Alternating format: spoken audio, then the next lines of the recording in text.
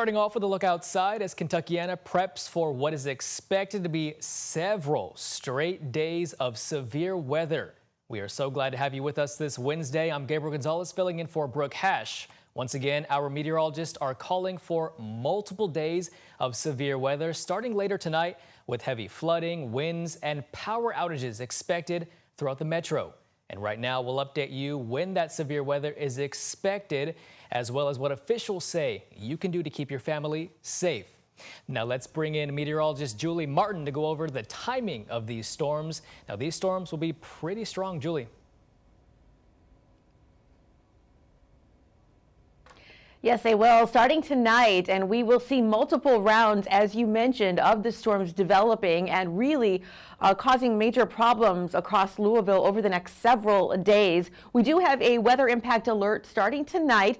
Those storms are expected to roll in around 10 o'clock this evening, and some of them will be severe, we do believe, and we are talking about all modes of severe weather here: tornadoes, hail, damaging winds, heavy downpours, and lightning. Right now, just cloudy out there, warm though. We are at 78 degrees, and those clouds are going to continue to build as we move throughout the afternoon.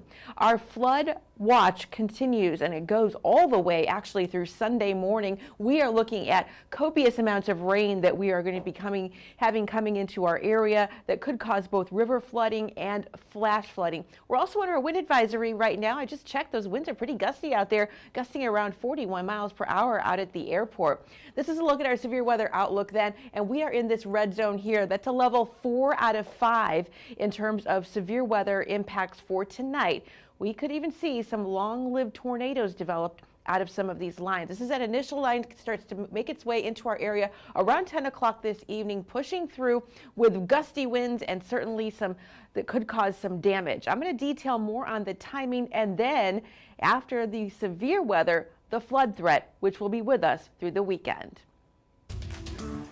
All right, thank you, Julie. And flooding is a top concern right now as we brace for potential of record rainfall in the coming days. WHAS11's Alex Dieterer and photojournalist Emma Gefter checked out the spots that would flood first and fast to see how they're prepping. Just getting all hands on deck, getting ready to evacuate again.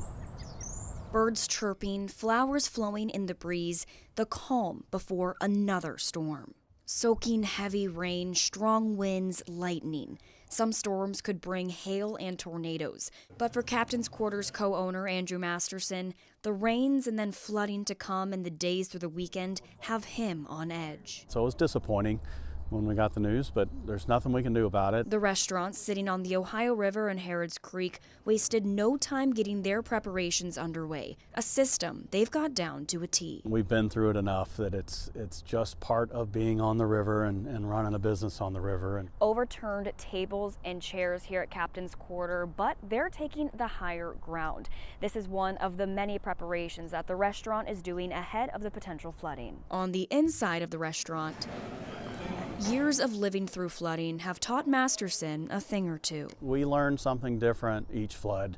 We make changes. Tile floors, non-porous walls, stainless steel fixtures, floodproofing the restaurant on the river. The last flood back right after Valentine's was about 3 feet deep in the building. Less than 2 months ago, the restaurant was doing the same preparations. Here you can see the floodwaters covering the floors.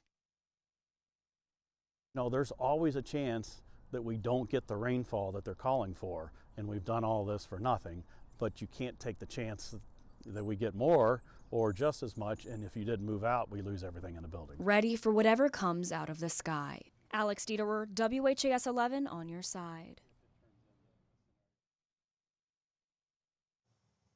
And Captain's Quarters says that staying open through today and will close starting tomorrow to deal with the storms.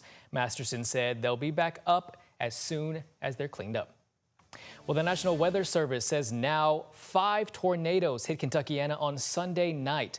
Officials say an EF1 tornado with winds up to 90 miles per hour hit parts of South Meade County and Hardin County.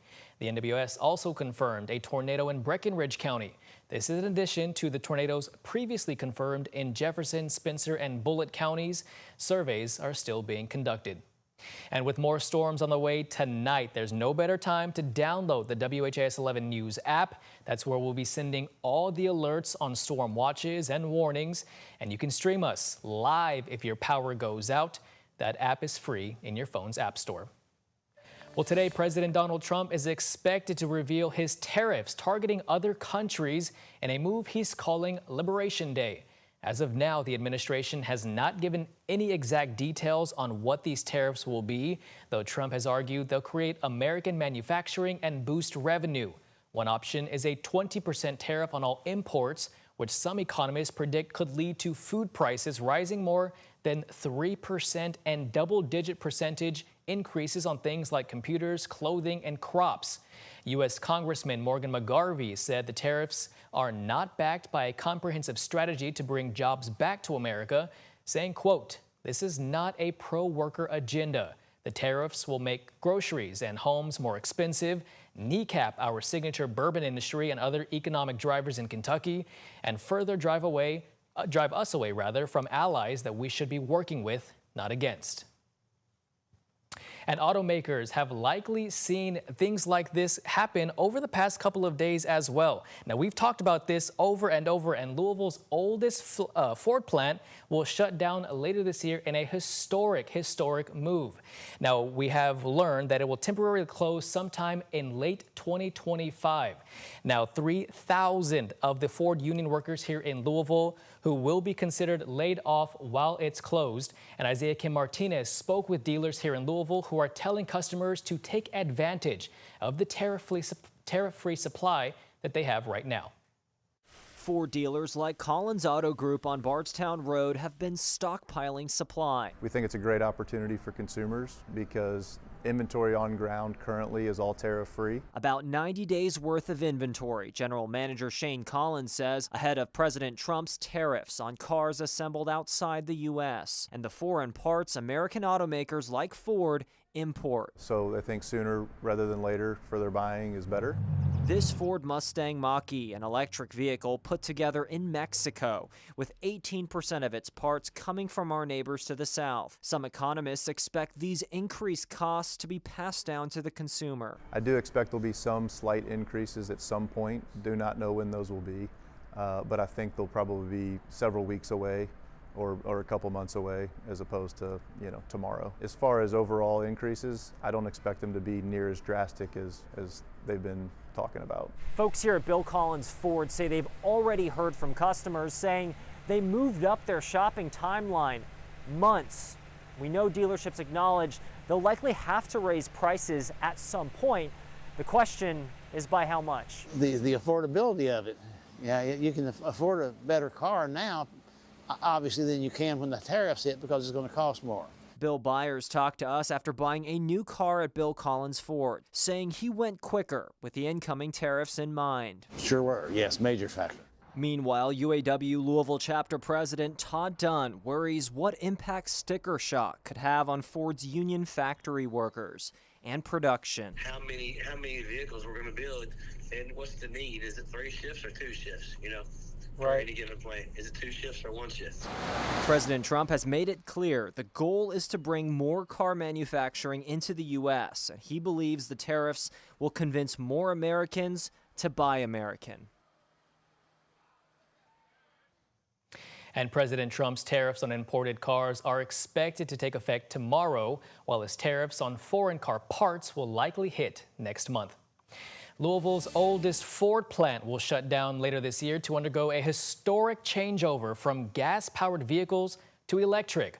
We've now learned it will temporarily close sometime in late 2025 to remodel the inside of the factory, a process that could take 8 to 10 months. The plant employs around 3,000 Ford union workers here in Louisville who will be considered laid off while it is closed. Now, we were told their jobs will be protected and they'll return to work once production starts back up. And the move is to retool the Louisville assembly plant to make new Ford electric vehicle model. Ford told us they committed a vehicle to the plant in 2023 and we'll have more details to share later.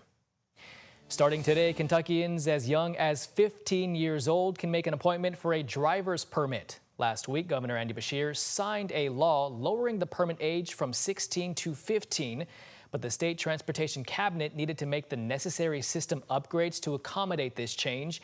You can now go to the Kentucky State Police website to apply and schedule a written test.